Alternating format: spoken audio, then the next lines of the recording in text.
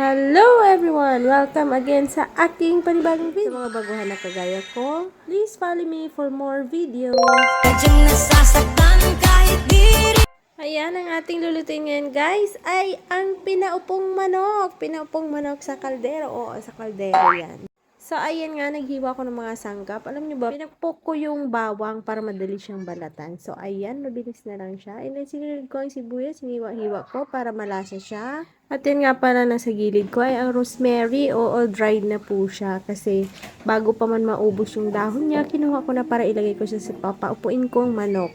At nakikita nyo rin yung basil. Galing din po yan sa likod na aking tinaniman. At bago pa man maubos ng mga insekto, nakuha ko na siya at gusto ko siya ilagay sa chicken. Makikita nyo. So, next kong ginawa ay ang chicken. Marinate ko siya sa black pepper, salt, and oyster sauce.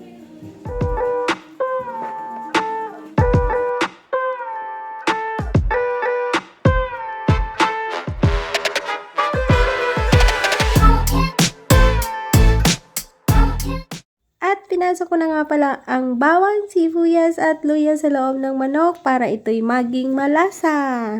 At pinasok ko na rin yung rosemary. So makikita nyo, sa loob ko talaga siya pinasok para yung amoy niya, pagka kumulo yung chicken, amoy na amoy.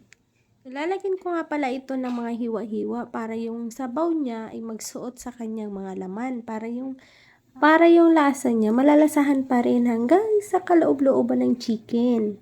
So, ayan, nakikita nyo, hiniwa-hiwa ko siya. Nilagay ko rin yung mga tirang sangkap, sibuyas, bawang at luya sa ibabaw.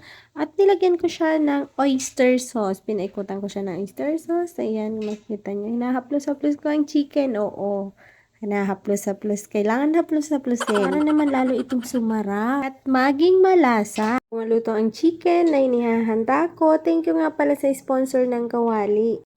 Non-stick talaga siya, hindi dumidikit yung mga prito. So, susubukan ko naman itong pinaupong manok kasi lalagyan ko siya ng sabaw hanggang sa maubos yung sabaw. Titingnan natin kung didikit siya sa kawali. So, for sure, hindi. Kasi non-sticky yung kawali. Thank you so much sa sponsor ng aming kawali. So, ito na nga. Pinahiran ko siya ng oyster sauce. Labas-pasok ng chicken para yung lasa niya is manuot siya sa loob ng chicken. I-marinate ko lang siya ng mga 5 minutes. After 5 minutes, so ilalagay ko na yung Sprite dito sa chicken. So, yung buong Sprite talaga nilagay ko para yung chicken is lumambot siya. So, inubos ko yung Sprite.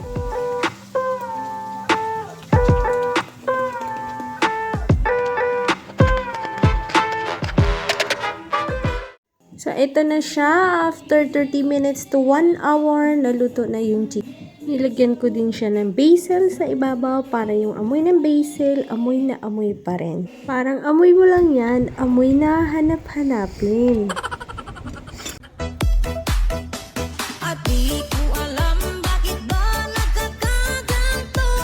Subukan nyo itong gawin, pinaupong manok. Madali lang siya. Don't forget to share and like my video.